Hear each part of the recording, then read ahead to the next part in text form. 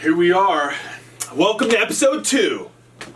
This is our setup right now. We've already had a lot of input on how we should set up our little studio, but for now, this is what we got, right? But the studio budget is gonna be increasing soon. We're gonna have something really cool for you guys. But here we are, episode 2, special guest PJ Newcomb. Most of you guys who are watching me probably also know who this guy is. The muscle mechanic, fixes everyone that I know. If you're in the Philly, Reading area, even Scranton area, you might have had some work done by this guy. So deep tissue specialist, he's done personal training, powerlifting, competitive bodybuilder. What haven't you done? Strongman. Strongman. He hasn't done strongman yet. No, it's too short. Can't get the balls up on it. But I've done it at everything else. Yeah, so, you know, he's a jack of all trades. So, today, for our fitness topic, I gave you guys a little hint on Instagram yesterday. We were talking about, are straps cheating or not? So, just to give my input, I think yes and no. So, it's all dependent on what you're doing, right? So, we were just talking about strongman. If you're in strongman, perfectly acceptable, right? They can use them in competitions.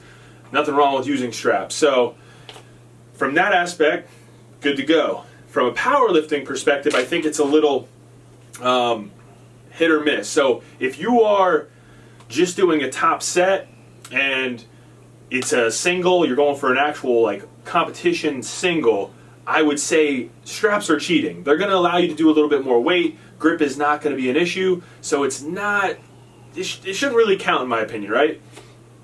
To the other side of that though, if you have a top set, maybe it's a triple, double, whatever.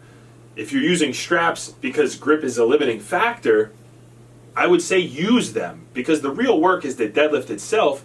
It's not a grip exercise, right? Like, at least that's not the top priority of it.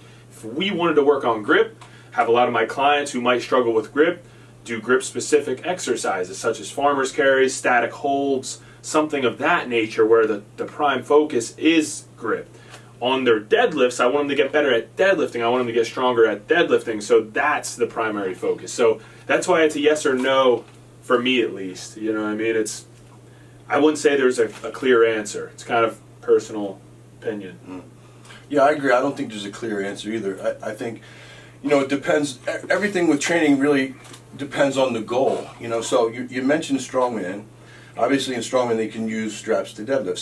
So therefore, it doesn't hurt to train with them, in preparation for strongman. However, in powerlifting, you can't use them. Now, power build, also goes into bodybuilding and power bodybuilding. So I'll start first with the bodybuilding. I work with a lot of bodybuilders. They need to get their lats wider. I want to get my lats wider. So how do I do that? So I talk about how to isolate the outside of the lat when you're doing a pull down. So for example, if you're doing lat pull downs or pull ups or some type of motion to get your lats wider, or even rowing machines to get your lats thicker, if you're relying on your grip strength alone without straps, you're not going to be able to fatigue and fully work that muscle. So straps are necessary when you're training for hypertrophy to get your lats as wide or as thick as possible. They're absolutely necessary. If you're not using them, you're not getting the most hit on your lats as possible. Now, transitioning over into powerlifting, when I powerlifted, I didn't use straps so much when I trained for deadlifts because I'm only as strong as my weakest link. So as we get into RPE 8, RPE 9 with maybe rep sets of 5 or more, the grip strength starts to fatigue, so I could see using the straps for that. Yeah. But I know every time I see you pull a double or a triple or a single, you're not strapped up. And that's the way I trained as a powerlifter, because again, I'm only as strong as my weakest link. So if I can pull X amount of weight on a single on a deadlift, but I have to rely on the strap to do it, I'm not going to be able to carry that over into a competition. So therefore, there might be even some times in powerlifting when you use the straps, RPE 8, 9 with 5s, whatever, but when you get up into the singles, doubles, triples, and you're going to have to actually hold that weight in a competition, you're cheating yourself if you don't do some training without the straps. Yeah, and then another good point that I wanted to hit on is my perspective has changed a little bit over time. When I was just doing an alternated grip for deadlifts, I was totally against straps for any type of top set, whereas now that I'm hook grip, you guys probably noticed that I use straps sometimes on my heavier sets just because I want to stay in a hook grip or double overhand position. Your positioning with a hook grip compared to alternating grip is a little bit different, and when you're trying to maximize these numbers, you want to try and keep those variables the same week to week. So that's why, like for instance, the other day on that video, it was a 650 for 4. I used straps because I wanted to keep that double overhand grip, keep my positioning the same, what I've been working on over these last few months. So I also notice a lot of other very, very strong deadlifters who are hook grip use straps more often than somebody who's not. So yeah, that was a situation where you're going RP 8, 9 for more than a triple. Yeah. So that grip starts to wear out, and that's going to be your breaking point at So, that yeah, point. But to get the work in, you do straps. Yeah. Yeah. Very, I guess, situational. Situational. All right. The fun part is the non-fitness topic for today. Me and PJ probably are going to be on the same page with a lot of this topic, and it's in regards to how do you guys feel, or how do we feel when you're on the highway and there's somebody that's just putzing in the left lane or the, passing lane. How do you guys feel? I know personally, I don't know what it is. I'm normally pretty calm. Every once in a while in the gym I'll get a little weird, but like for the most part throughout my day I'm very calm, pretty mellow, pretty chill, even keeled.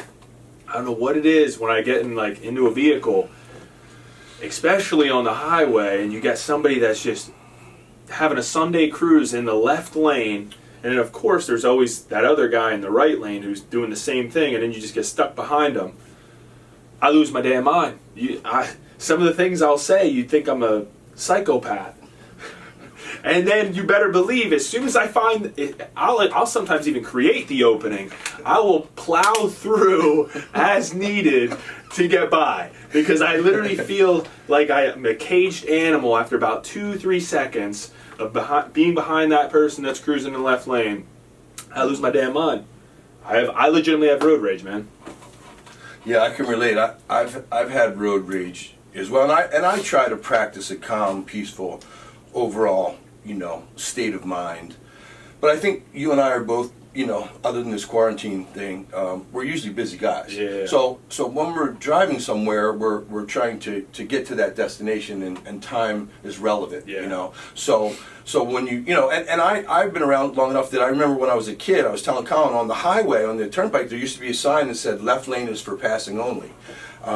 In Germany, they have the Autobahn, no speed limit, less accidents there than we have on our turnpike here, because people they stay in the right lane, and then if they're going to accelerate to pass, they look in the mirror, they go into the left, pass, and come back over. Here we have people just sitting randomly. You're not supposed to be in the left lane unless you're passing, although it's not enforced anymore. But it creates an unsafe situation. And again, I'll say it right here. I've been in situations where they've pinholed me in, and I've gone in the shoulder. Oh yeah. I've gone in the shoulder of the road to pass, or an on ramp. I know an arm ramp's coming. I'll catch the arm ramp in time. It seems a little crazy, but I have somewhere to be, so I'm not really comfortable being taken hostage on the turnpike and forced. How about the other one that I thought of? Right turn on red unless otherwise posted. Yeah. Right. I think that's optional. Is that? I don't think it is, but in my opinion, that's optional. I'm always making that damn right if I can. Like, if nobody's coming, why am I waiting here? Like, right. Yeah. So you're saying optional regardless if it's posted or not. Yeah. But there's some that it's been years. So what these people look like to me, if they're sitting in a red light and I look around, it's not posted anywhere, that you can't turn right on red. You go. I see a person sitting at a green light with me behind them, waiting. So you toot, then they look in the mirror, and then I give them the hand thing, And then sometimes I've backed up and actually gone around. I did that yesterday. Literally did it yesterday. Yeah. They're just sitting there, and I'm like, we're never gonna move, because there wasn't even a light here. There was a stop sign, and they were just sitting.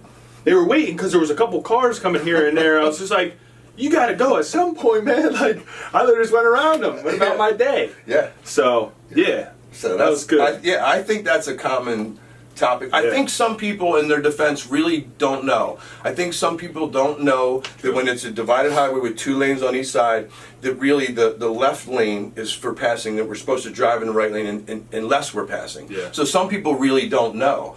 But if you do know, and it's holding you up, it can become frustrating. So maybe this is a little bit of a public announcement too. PSA, And if you know and your friends don't, pass it on. Yeah, that's true. And then just to get people going, I'm trying to get you guys commenting a little more. Let me know in the comment section if you've ever made the shoulder pass. If you guys are crazy. Shoulder pass or on-ramp pass. Yeah, the on-ramp or shoulder pass, like me and PJ, because we think we're kind of in the Fast and the Furious usually, but I don't know. Maybe you guys are out there doing the same thing. So, Vincent Toretto. Yeah, Brian and Toretto. Don't catch us in the go-kart ramp. Yeah. All right, guys. So, like the video if you liked it. I got a lot of good feedback on the first one. Trying to keep these brief, entertaining, informative. Again, like the video. Subscribe if you haven't already. Hit us a comment whether or not you're a shoulder passer. And we'll see you in the next one. Appreciate your support.